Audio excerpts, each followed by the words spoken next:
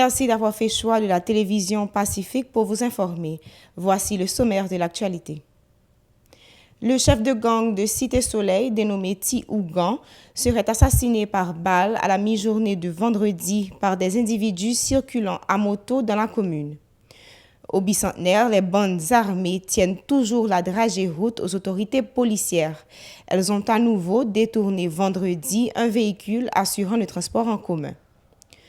Le bureau du secrétaire d'État à l'intégration des personnes handicapées entend organiser plusieurs activités pour marquer la journée internationale de cette catégorie sociale le 3 décembre prochain. À l'étranger, au Liban, sur le continent africain, c'est au cri de voleurs que des centaines de manifestants en colère ont dénoncé les mesures de contrôle de capitaux. Enfin, 14,4 milliards d'euros, c'est la somme record qui a été votée par les 22 pays membres de l'Union européenne pour l'Agence spatiale européenne. Un budget en forte hausse comparé aux 10 milliards votés lors de la précédente réunion en 2016. Le développement de ces titres, c'est tout de suite.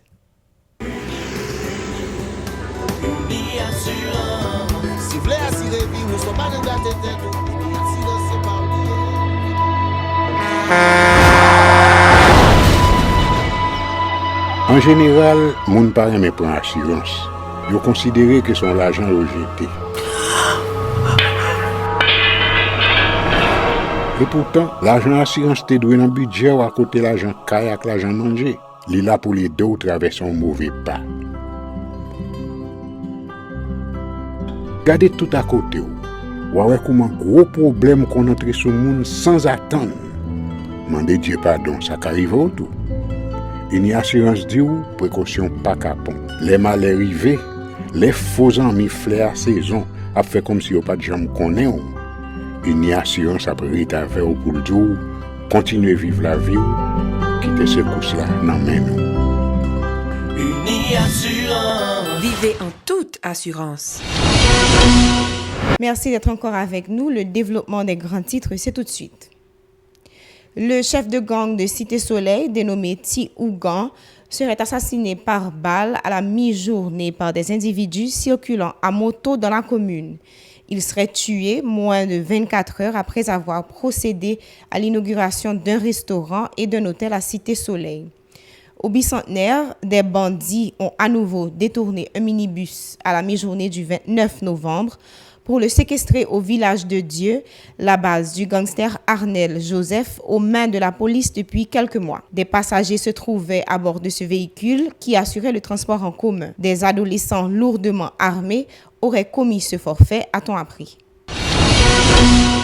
Le collectif Défenseurs Plus invite les autorités sanitaires à accorder une attention plus soutenue aux personnes infectées au VIH et aux maladies du sida, à l'occasion du 1er décembre réservé aux Sidéens.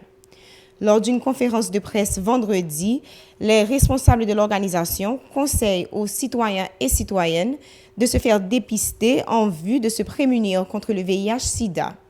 Écoutons Shaina Etienne et Jean Deralus de Défenseurs Plus au micro de Johanna Fosta et David Mercius. Journée mondiale contre le sida, il est là depuis 1988. Chaque année, 1er décembre, toujours organiser des événements pour porter soutien aux gens qui vivent avec SIDA. Et c'est la première journée qui est attribuée à la santé au niveau mondial. SIDA n'a pas arrivé à 0% sur le territoire national, là, si droit à la santé pas respecté.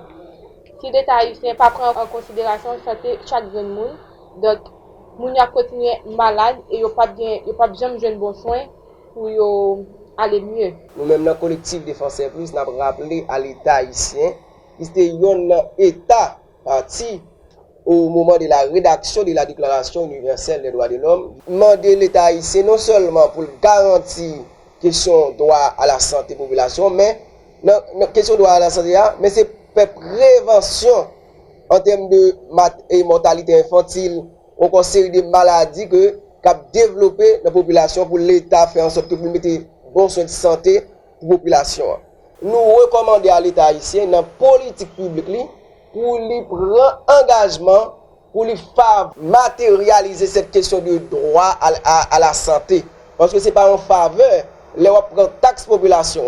pour quitter l'insalubrité et que question santé vient un luxe pour lui. Le bureau du secrétaire d'État à l'intégration des personnes handicapées annonce la tenue de plusieurs activités pour marquer la journée internationale de cette catégorie sociale le 3 décembre prochain.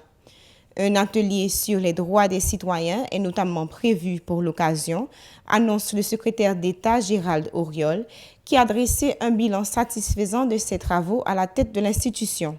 Il est au micro de Moïse Saint-Éloi et Rigueur Noël. Aujourd'hui, c'est une cérémonie que nous avons organisée en prélude au 3 décembre, qui est Journée internationale mon handicapé.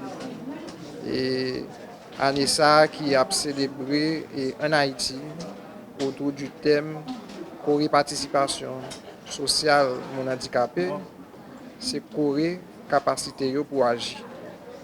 Donc dans le cadre et activité ça, aujourd'hui, nous avons un bilan que nous avons fait par rapport avec l'exercice qui est passé pour nous expliquer vraiment et population en général et mon handicapé en particulier, travail que nous réalisons pendant l'exercice précédent, comme pour, par exemple dans tête collée avec OMRH et nous avons lancé concours et l'année dernière pour sélectionner 49 personnes handicapés pour éventuellement intégrer dans la fonction publique, pour être capable de dégager, mais en même temps tout pour être capable de renforcer la qualité de service public, parce que c'est des jeunes professionnels qui ont capacité, ont engouement pour servir le pays, qui vivent avec un handicap, certes, mais qui sont capables de servir le pays, qui sont capables efficace dans le travail. Et handicap là, pas en barrière vraiment. Ensuite, nous parler de diverses autres activités que nous avons faites pour questions logements sociaux que nous avons construit ensemble avec Foufour de Pou pour assurer que une série de handicapés qui vivent dans de mauvaises conditions mais capable de vivre dans de meilleures conditions, dans la dignité. Donc, Plus loin, Gérald Auriol se désole du fait que les personnes à mobilité réduite ne soient pas épargnées par la conjoncture. Il a mis l'accent sur le blocage des activités scolaires dont sont aussi victimes les gens à besoins spéciaux. Ces déclarations. Donc, ils sont certainement affectés par la situation pays. Et généralement, dans toute société, les groupes politiques, c'est groupes vulnérables qui puissent affecter. Donc, il y a des efforts considérables qui fait. Et j'aimerais dire, en question logement, en question accès à certains services sociaux, mais il y a un pile travail qui a été pour fait, parce que nous connaissons les conditions, la vie monde, en particulier la vie monde handicapé dans le pays, très difficile, parce que accès à l'emploi, accès à de ces ressources qui permettent mon handicapé autonome et limité, mais grand pile volonté au niveau du gouvernement, grand pile travail tout qu'a fait pour améliorer les conditions.